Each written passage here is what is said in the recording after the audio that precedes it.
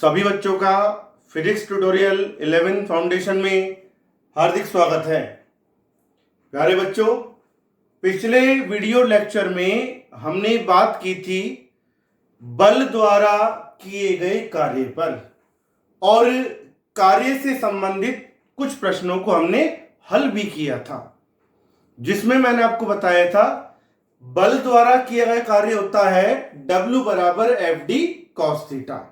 ये बताया था जब कार्य बल की दिशा में होता है, यानी कि वस्तु बल की दिशा में विस्थापित हो तो कार्य की प्रकृति धनात्मक, जब वस्तु बल के विपरीत दिशा में विस्थापित हो तो बल द्वारा किए गए कार्य की प्रकृति ऋणात्मक।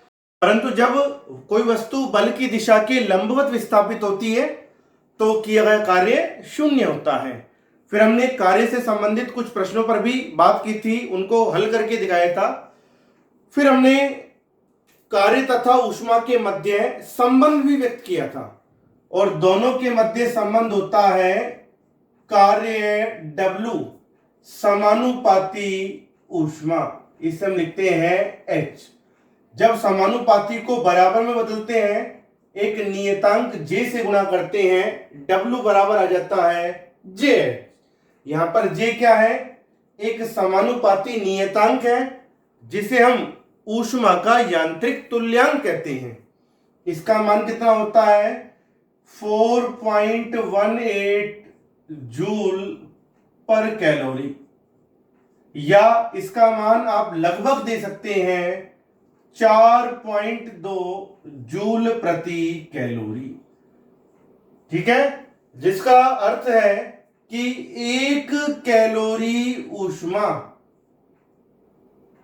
लगभग कितने जूल के बराबर होती है? 4.2 जूल के बराबर होती है। या आप लिख सकते हैं 1 जूल बराबर 1/4.2 कैलोरी, ये भी आप लिख सकते हैं। ठीक है, तो ये था कार्य तथा ऊष्मा के मध्य संबंध। आज हम कार्य से संबंधित ही एक टॉपिक पर बात कर रहे हैं जिसे हम कह रहे हैं ऊर्जा, अर्थात एनर्जी। देखिए बेटा, ऊर्जा क्या होती है? ऊर्जा के बहुत से रूप आपने पढ़े हैं, जिनके बारे में आपने अपनी बुक्स में देखा भी होगा। ऊर्जा के बहुत सारे रूप होते हैं, जैसे यांत्रिक ऊर्जा और आपके रासायनिक ऊर्जा, नाभिकीय ऊर्जा, प्रकाश ऊर्जा, ध्वनि ऊर्जा, ठीक है, और विद्युत ऊर्जा, चुंबकीय ऊर्जा। तो बहुत सारे रूपों के बारे में आपने पढ़ा भी होगा, या हो सकता है आप आगे भी पढ़ें। फिलहाल हम ऊर्जा की बात करें, इसके टाइप्स तो आगे आएंगी। ऊर्जा की हम बात करें, एनर्जी, जिसका अर्थ होता क्या है? देखिए, ऊर्जा का संबंध होता है हमेशा कार्य से, और ऊर्जा हम किसे कहते हैं? जिसकी परिभाषा ये हो जाती है किसी निकाय द्वारा, निकाय मान लो, कण मान लो, कुछ भी कह सकते हैं, किसी निकाय द्वारा कार्य करने की क्षमता को, कार्य करने की क्षमता को उस निकाय की ऊर्जा कहते हैं। क्या हुआ? ऊर्जा का मतलब कार्य करने की क्षमता, यानी कि कोई वस्तु या कोई निकाय जितना कार्य कर सके, जितनी उसकी कैपेसिटी है, उतना कार्य उस निकाय ने किया, तो कार्य करने की उस क्षमता को ही हम क्या कहते हैं? ऊर्जा कहते हैं। ऊर्जा कोई कार्य से अलग नहीं है। कार्य करने की क्षमता, जितना कार्य कोई निकाय कर सके, उस क्षमता को ही हम ऊर्जा कहते हैं। यानी कि हम कह सकते हैं, यानी कि ऊर्जा किसका रूप है? कार्य का ही रूप है, कार्य करने की क्षमता। ठीक है, तो ऊर्जा के मात्रक वही होंगे जो मात्रक किसके होते हैं? कार्य के। आप जानते हैं एमकेएस पद्धति में ऊर्जा का मात्रक होता है जूल। एमकेएस पद्धति में, सीजीएस पद्धति में ऊर्जा का मात्रक होता है अर्ग। दोनों में संबंध होता है 1 जूल बराबर 10⁻7 अर्ग या 1 अर्ग बराबर 10⁻−7 जूल। कि ऊर्जा कार्य करने की क्षमता है, जितना कार्य कोई निकाय कर सके, जितनी उसकी कैपेसिटी है, उस क्षमता को ही हम ऊर्जा कह रहे हैं। ऊर्जा के मात्रक वही होते हैं जो मात्रक कार्य के होते हैं। एमकेएस पद्धति में होता है ऊर्जा का मात्रक जूल और सीजीएस पद्धति में होता है अर्ग। ऊर्जा को हम किससे दर्शाते हैं? ई से, एनर्जी। 1 जूल 10⁻7 अर्ग के बराबर या 1 अर्ग किसके बराबर? 10⁻−7 जूल के बराबर होगी। ठीक है। तक और ऊर्जा का एक बड़ा मात्रक और होता है, वह होता है किलोवाट घंटा, जिसे हम लिखते हैं KWH से, ये होता है। और 1 किलोवाट घंटा ऊर्जा किसके बराबर होती है? 3.6 गुणा 10�6 जूल के बराबर होती है 1 किलोवाट घंटा ऊर्जा का मान। समझ में आएगी सभी को? तो ये बात आती है ऊर्जा यानी कि एनर्जी की कार्य करने की क्षमता। जितना कार्य कोई वस्तु या कोई निकाय कर सके, उस क्षमता को ही हम ऊर्जा कहते हैं। ठीक है। ऊर्जा का अभिप्राय किए गए कार्य से ही है, जितनी क्षमता है। और कार्य हमेशा किसके द्वारा किया जाता है? बल के द्वारा ही किया जाता है। ऊर्जा के बहुत से रूप होते हैं जो आपने पढ़े भी होंगे, आगे भी पढ़ेंगे, जैसे यांत्रिक ऊर्जा, आंतरिक ऊर्जा, नाभिकीय ऊर्जा, ध्वनि ऊर्जा, प्रकाश ऊर्जा, सौर ऊर्जा। ठीक है। और रासायनिक ऊर्जा, चुंबकीय ऊर्जा, विद्युत ऊर्जा, बहुत सारे रूप हैं जो आप अपने सिलेबस में पढ़ेंगे आगे, कुछ आपने पढ़े भी रखे होंगे। तो इन्हीं में से आज हम ऊर्जा के एक प्रकार की बात करते हैं जिसे हम कहते हैं गतिज ऊर्जा। हम ऊर्जा का एक रूप पढ़ रहे हैं, गतिज ऊर्जा। गतिज ऊर्जा को हम दर्शाते हैं के से। वो इसलिए या तो आप के से दर्शा दो या आप ई से दर्शाते हैं तो ई के नीचे आप के को प्रदर्शित कर दे, क्योंकि गतिज ऊर्जा को हम कहते हैं काइनेटिक एनर्जी। क्या कहते हैं? गतिज ऊर्जा को हम काइनेटिक एनर्जी, इसे हम दर्शाते हैं या तो के से या ई के नीचे के का सिंबल बना दो तो बन जाती है गतिज ऊर्जा। अब हम बात करें गतिज ऊर्जा होती क्या है, किसे हम गतिज ऊर्जा कहेंगे। मैंने आपसे क्या कहा है? ऊर्जा के बारे में क्या बताया है? कार्य करने की क्षमता। जितना कार्य निकाय करता है, कार्य करने की उसी क्षमता को हम ऊर्जा कहते हैं। तो पहले हम बात कर रहे हैं गतिज ऊर्जा की। गतिज ऊर्जा क्या होती है? किसी गतिशील वस्तु में निहित ऊर्जा को, कि किसी वस्तु की ऊर्जा को आप गतिज ऊर्जा कब कहेंगे? जब वह वस्तु कौन सी अवस्था में हो? गतिशील अवस्था में हो। तो हम कह रहे हैं किसी गतिशील निकाय में, गतिशील निकाय में निहित ऊर्जा को गतिज ऊर्जा कहते हैं। किसी गतिशील निकाय में निहित ऊर्जा को हम क्या कहते हैं? गतिज ऊर्जा कहते हैं। ये तो एक गतिज ऊर्जा के बारे में बिल्कुल साधारण बात हो गई। क्या कहा हमने? किसी गतिशील निकाय में जो ऊर्जा निहित होती है, उस ऊर्जा को हम कहते हैं गतिज ऊर्जा। क्लियर? अब आप देखो, कार्य वाले कॉन्सेप्ट से हम क्या कह रहे हैं कि ऊर्जा कार्य का ही रूप है। जो कार्य कोई निकाय करता है, कार्य करने की उस क्षमता को हम ऊर्जा कहते हैं। तो यहां पर गतिज ऊर्जा का अभिप्राय भी कार्य करने की क्षमता से ही है।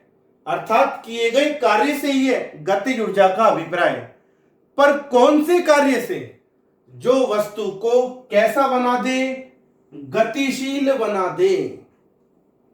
कंफ्यूज होने की आवश्यकता नहीं है। मैंने आपको गतिज ऊर्जा के बारे में एक सिंपल सी परिभाषा बता दी कि किसी गतिशील निकाय में निहित ऊर्जा को हम क्या कहते हैं?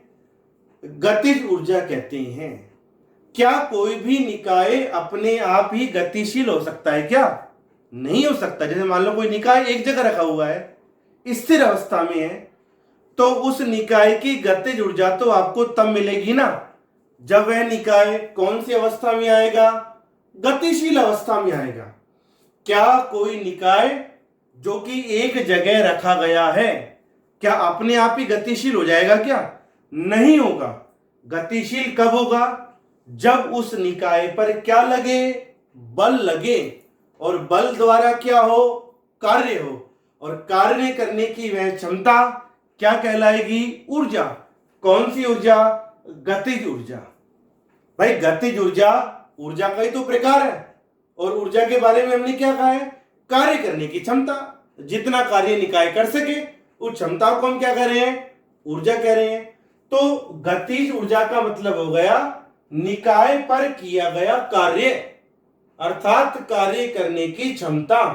और कौन सा कार्य?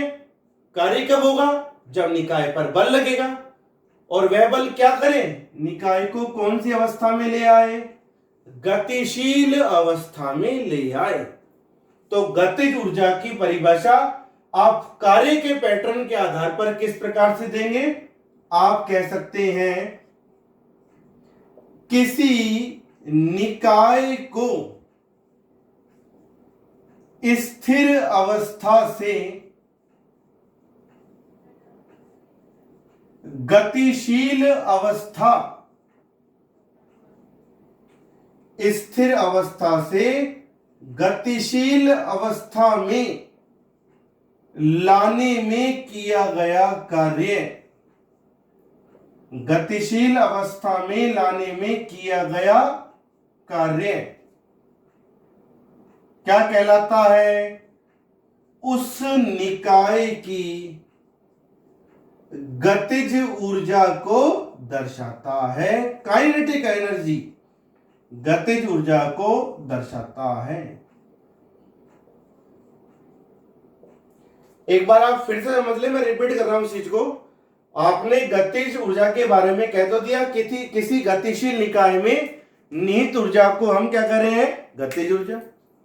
पर कोई भी निकाय गतिशील है कब होगा? अपने आप ही गतिशील थोड़ी ना होगा कि कोई निकाय स्थिर अवस्था में है। अब गतिशील तो तभी होगा जब उस निकाय पर बल लगे और बल द्वारा कार्य किया जाए।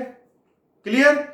तो आप ऐसा भी कह सकते हैं किसी निकाय को स्थिर अवस्था से गतिशील अवस्था में लाने में जो कार्य होगा, और कार्य होगा बल के द्वारा, वह किया गया कार्य ही उस निकाय में कौन सी ऊर्जा के रूप में निहित होगा? गतिज ऊर्जा के रूप में निहित होगा। उस ऊर्जा को ही हम कहते हैं गतिज ऊर्जा।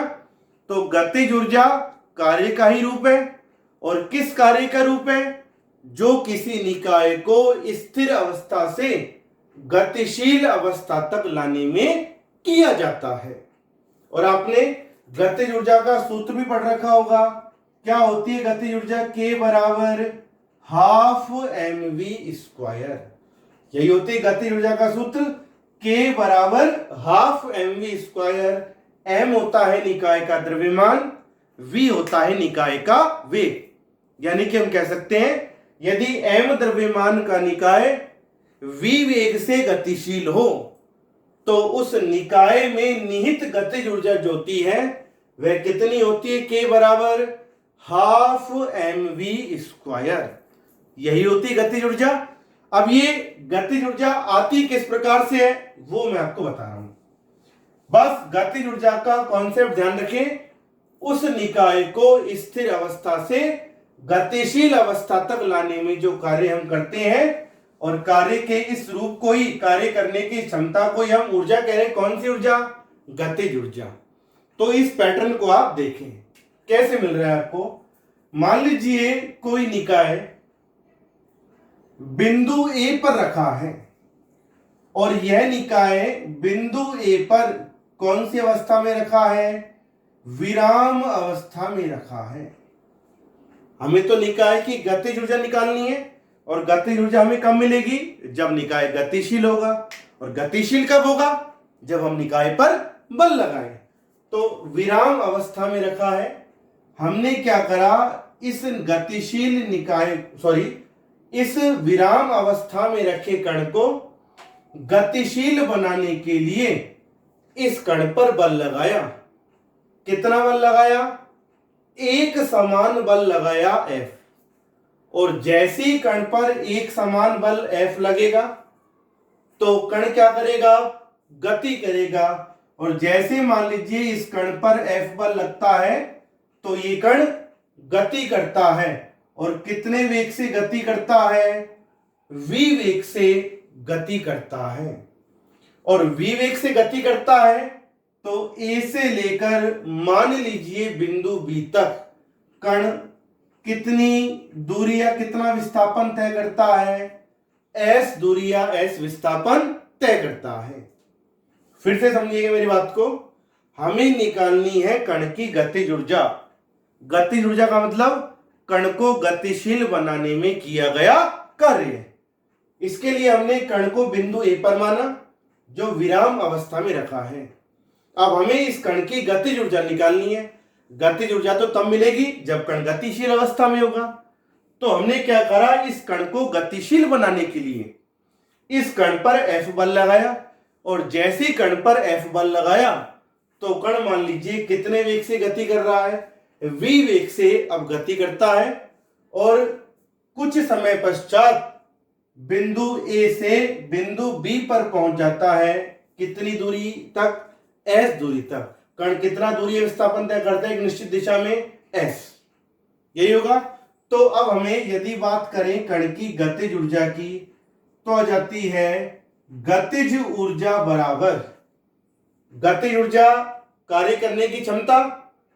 भाई ऊर्जा तो कार्य करने की क्षमता है। कौन सी क्षमता? गतिज ऊर्जा किस कार्य करने की क्षमता को आप कहेंगे? जो कण को गतिशील बना दे। तो आ जाएगा गतिज ऊर्जा बराबर कण को गतिशील बनाने में किया गया कार्य। इसके तो बराबर होगा गतिशील बनाने में किया गया कार्य। तो गतिज ऊर्जा के बराबर गतिशील बनाने में किया गया कार्य क्या होता है? कार्य बराबर बल गुणा विस्थापन।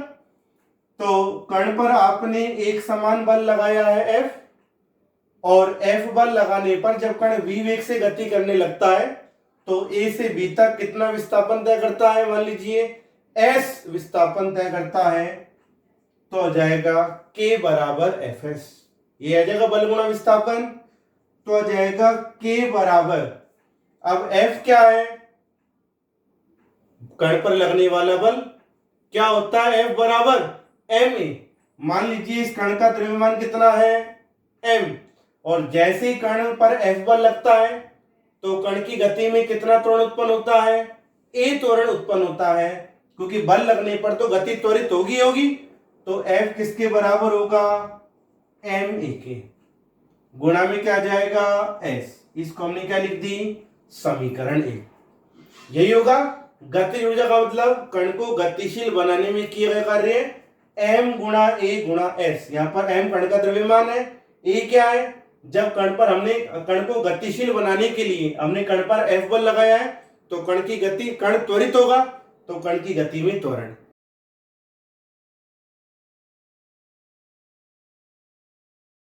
m गुणा a गुणा s।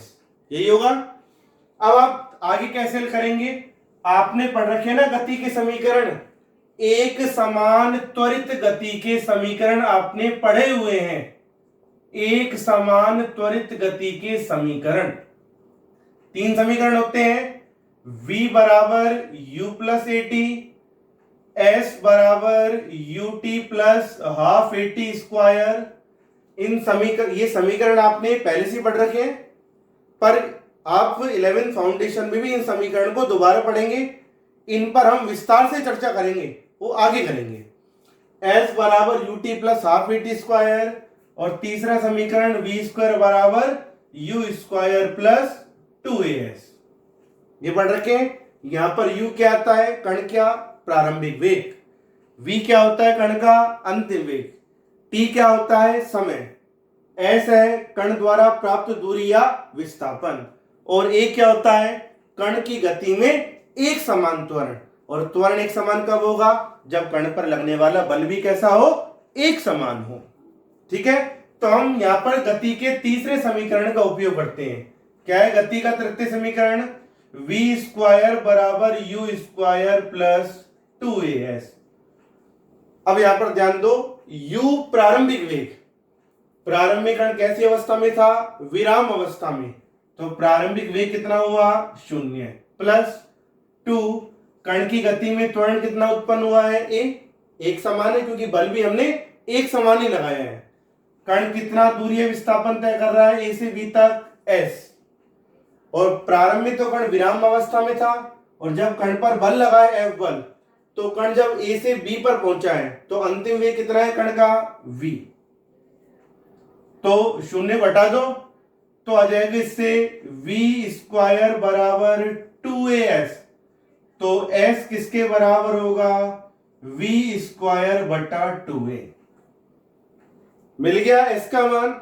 अब आ जाओ समीकरण 1 से। इसलिए k बराबर आगे लिखा हुआ है m गुणा आगे लिखा हुआ है फिर a का मान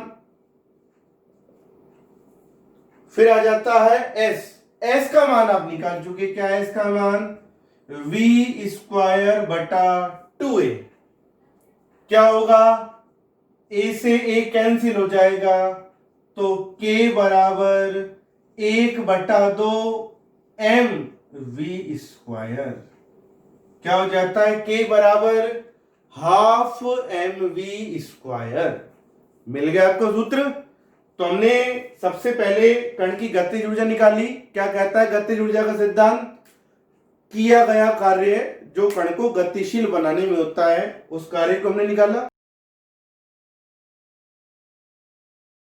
समीकरण का उपयोग किया हमने, s का मान निकाला v स्क्वायर बटा 2a। s का मान रखा तो a से कट जाता है, तो क्या जाता है गतिज ऊर्जा का सूत्र? 1/2 mv स्क्वायर। तो मिल गया आपको वही फॉर्मूला। तो ध्यान रहे बेटा, जब कोई कण जिसका द्रव्यमान m हो और वह कण v वेग से गतिशील हो, तो उस कण को गतिशील बनाने में जो कार्य होता है, अर्थात कण की जो गतिज ऊर्जा हमें मिलती है, वह कितनी होती है? k बराबर हाफ mv स्क्वायर। तो किसी कण की गतिज ऊर्जा दो बातों पर निर्भर करती है।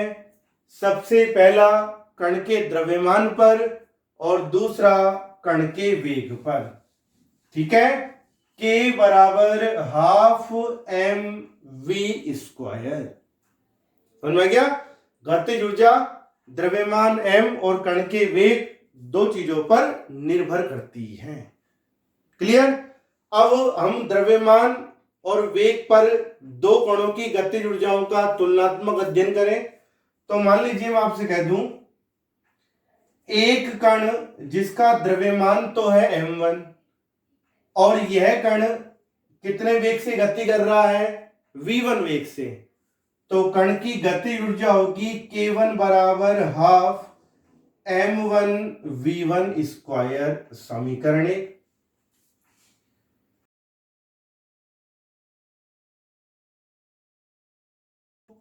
और ये कितने वेग से गति कर रहा है?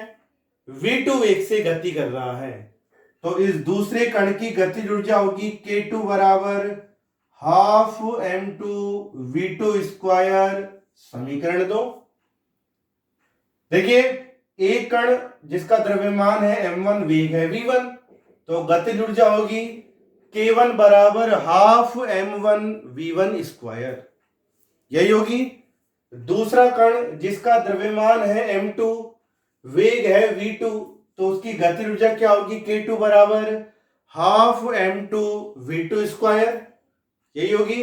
यदि हम दोनों कणों की गतिज ऊर्जाओं का कंपेयर करें, तुलना करें दोनों कणों की गतिज ऊर्जाओं की, तो आ जाएगा K1 बटा K2, 1/2 से 1/2 कैंसिल हो जाएगा, तो आ जाएगा M1V1 स्क्वायर बटा M2V2 स्क्वायर।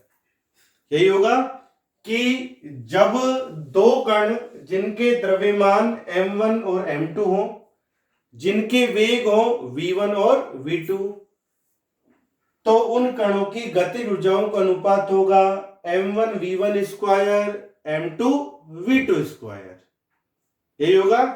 अब आप खुद देखें, यदि मैं आपसे कहूं यदि कणों के द्रव्यमान समान हो, यदि कणों के द्रव्यमान समान हो, तो जब कणों के द्रव्यमान समान होंगे, M1 किसके बराबर होगा? M2 के, तो ये आपस में कट जाएंगे, तो K1 बटा K2 किसके बराबर होगा? V1 स्क्वायर बटा V2 स्क्वायर। तो कंपेयर कीजिए आप कि यदि V1 ज्यादा होगा V2 से, तो K1 ज्यादा होगा या K2 ज्यादा होगा? K1 ज्यादा होगा K2 से।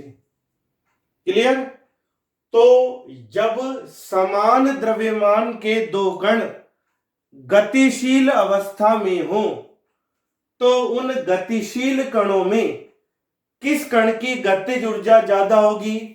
जिस कण का वेग अधिक होगा उस कण की गतिज ऊर्जा भी अधिक होगी, जिस कण का वेग कम होगा उस कण की गतिज ऊर्जा भी कम होगी। फिर से सुनिए कि जब समान द्रव्यमान के दो कण गतिशील अवस्था में हो, तो किस कण की गतिज ऊर्जा ज्यादा होगी? जिस कण का वेग अधिक होगा उसकी गतिज ऊर्जा अधिक होगी, और जिस कण का वेग कम होगा उसकी गतिज ऊर्जा भी कम होगी। ठीक है। अब यदि मान लो मैं आपसे कह दूं, यदि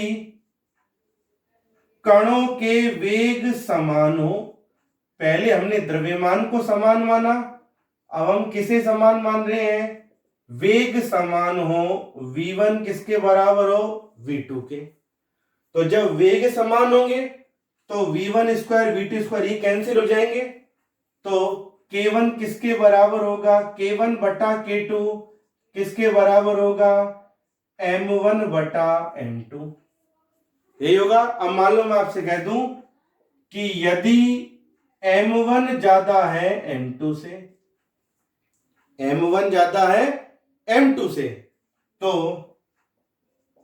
K1 किससे ज्यादा होगा? K2 से। यही होगा। तो हमें क्या मिल रहा है कि यदि भिन्न भिन्न द्रव्यमान के दो कण, दो ऐसे कण जिनका द्रव्यमान तो अलग अलग हो पर वेग कैसा हो? समान हो, तो ऐसे कणों में किस कण की गतिज ऊर्जा ज्यादा होगी? जिसका द्रव्यमान अधिक होगा उसकी गतिज ऊर्जा अधिक होगी, जिसका द्रव्यमान कम होगा उसकी गतिज ऊर्जा कम होगी। क्लियर? फिर से एक बार ध्यान देते हैं आप कि हमने दो कण जिनके द्रव्यमान है M1 M2, जिनके वेग है V1 V2, इन दो कणों की गतिज ऊर्जाओं का अनुपात निकाला, तो K1 बटा K2 क्या आया? M1 V1 स्क्वायर बटा M2 V2 स्क्वायर, भिन्न भिन्न द्रव्यमान के दो कणों की गतिज ऊर्जाओं का अनुपात। अब पहली कंडीशन हमने क्या मान ली? यदि दोनों कणों के द्रव्यमान कैसे हो? समान, तो उस कण की गतिज ऊर्जा हमेशा ज्यादा होगी जिसका वेग अधिक हो, और जिसका वेग कम हो उसकी गतिज ऊर्जा भी कम होगी। क्लियर? पर सेकंड कंडीशन कि यदि भिन्न भिन्न द्रव्यमान के दो कण, दोनों का द्रव्यमान तो भले ही अलग अलग है पर वेग समान है, तो किस कण की गतिज ऊर्जा ज्यादा होगी? जिसका द्रव्यमान ज्यादा हो, और जिस कण का द्रव्यमान कम होगा उसकी गतिज ऊर्जा भी कम होगी। फॉर एग्जांपल मैं आपको इसका एक एग्जांपल बता दूं। मान लो मैं आपसे कह दूं कि दो गतिशील वाहन, एक तो है कार और एक है साइकिल। दो गतिशील वाहन, इनमें से एक तो है कार और दूसरा वाहन है साइकिल। दोनों समान वेग से गति कर रहे हैं, दोनों समान वेग से गति कर रहे हैं। तो बताओ किसकी गतिज ऊर्जा ज्यादा है? कार की गतिज ऊर्जा ज्यादा होगी या साइकिल की गतिज ऊर्जा ज्यादा होगी? कार की गतिज ऊर्जा ज्यादा होगी। भले ही दोनों समान वेग से गति कर रहे हैं पर दोनों का द्रव्यमान तो अलग अलग है। और आप जानते हैं कार तथा साइकिल में किसका द्रव्यमान ज्यादा होता है? कार का। तो जब वेग समान हो तो गतिज ऊर्जा उसकी ही अधिक होगी, उस कण की जिसका द्रव्यमान भी कैसा हो? अधिक हो। और कार तथा साइकिल में किसका द्रव्यमान ज्यादा है? कार का द्रव्यमान है अधिक, साइकिल का द्रव्यमान कम है। तो जब दोनों के वेग भी यदि समान है तो कार की ही गतिज ऊर्जा हमेशा ज्यादा होगी, किसकी तुलना में? साइकिल की गतिज ऊर्जा की तुलना में। तो आज हमने ये पढ़ा था गतिज ऊर्जा तथा गतिज ऊर्जा से संबंधित कॉन्सेप्ट हमने पढ़े थे। कौन से वाले टॉपिक में? ऊर्जा वाले भाग में, जिसका पहला हमने टाइप जो लिया है, पहला प्रकार हमने लिया है गतिज ऊर्जा। ठीक है। और ऊर्जा का संबंध हमेशा किससे होता है? कार्य से, क्योंकि कार्य करने की क्षमता को ही हम ऊर्जा कहते हैं। और गतिज ऊर्जा उस कार्य को कहते हैं जो कण को गतिशील अवस्था में लाने में किया जाता है। कार्य हमेशा किसके द्वारा किया जाता है? बल के द्वारा। समझ में आएगी सभी को यहां तक? जो बेसिक प्रश्न है, सबसे पहले कहा है एक 50 किलोग्राम का वाहन 10 मीटर प्रति सेकंड के वेग से गतिमान हो तो इसकी गतिज ऊर्जा ज्ञात कीजिए। बिल्कुल सिंपल प्रश्न है। क्या करा है? वाहन का द्रव्यमान m बराबर 50 किलोग्राम, यह कितने वेग से गति कर रहा है? v बराबर 10 मीटर प्रति सेकंड के वेग से गति कर रहा है। तो इसकी गतिज ऊर्जा आपको ज्ञात करनी है। बिल्कुल इसी चीज को तो करना। क्या हो जाएगा? k बराबर हाफ mv स्क्वायर। k बराबर हाफ m का मान 50 और v स्क्वायर 10 का स्क्वायर कितना हो जाएगा? 100। तो आ जाएगा k बराबर 50 में 2 का भाग 25 बार जाएगा, तो आ जाएगा 2500 जूल। या इसे आप लिख सकते हैं 25 गुणा 10 की घात 2 जूल। यह जाएगा उस गतिशील वाहन की गतिज ऊर्जा। ठीक है। और भी बहुत सारे प्रश्न हैं जिन पर हम आगे बात करेंगे। फिलहाल हम कुछ बेसिक प्रश्नों को ही ले रहे हैं। ठीक है। अब ऐसे ही दूसरे प्रश्न की हम बात करें। दूसरे प्रश्न में आपसे कहा है 10 किलोग्राम द्रव्यमान के स्थिर कण को m बराबर 10 किलोग्राम स्थिर कण को गतिशील अवस्था में लाने में कार्य 500 जूल हो तो, कि कण पहले स्थिर अवस्था में था, इस कण को गतिशील अवस्था में हम ला रहे हैं तो कितना कार्य किया है? 500 जूल। अब वही कॉन्सेप्ट पे आए। स्थिर अवस्था से गतिशील अवस्था में लाने में जो कार्य होगा वह कौन सी ऊर्जा के तुल्य होगा? गतिज ऊर्जा के। तो आपको जो कार्य है अर्थात गतिज ऊर्जा, गतिशील अवस्था में जो लाने में जो कार्य होगा वो गतिज ऊर्जा के तुल्य होगा। k बराबर 500 जूल, यही होगा। तो कण का वेग ज्ञात करो। जब वह कण गतिशील अवस्था में आ जाएगा तो उसका वेग कितना होगा? आ जाएगा k बराबर हाफ mv स्क्वायर। k का मान 500, हाफ m 10 में 2 का भाग लगाएंगे तो आ जाएगा 5v स्क्वायर। तो v स्क्वायर 500 में भाग लगाएंगे 5 का तो आ जाएगा 100। तो v बराबर आ जाएगा 10 मीटर प्रति सेकंड। यह आ जाएगा उस कण का वेग। कब? जब हम उसको गतिशील अवस्था में लाएंगे। कितना कार्य करके? 500 जूल कार्य करके। तो ये किया गया कार्य कण को कौन सी ऊर्जा देगा, यानी किस ऊर्जा के रूप में संचित होगा? गतिज ऊर्जा के रूप में। तो कण स्थिर अवस्था से अब गति करेगा कितने वेग से? 10 मीटर प्रति सेकंड के वेग से। ठीक है। ये थे कुछ बेसिक प्रश्न।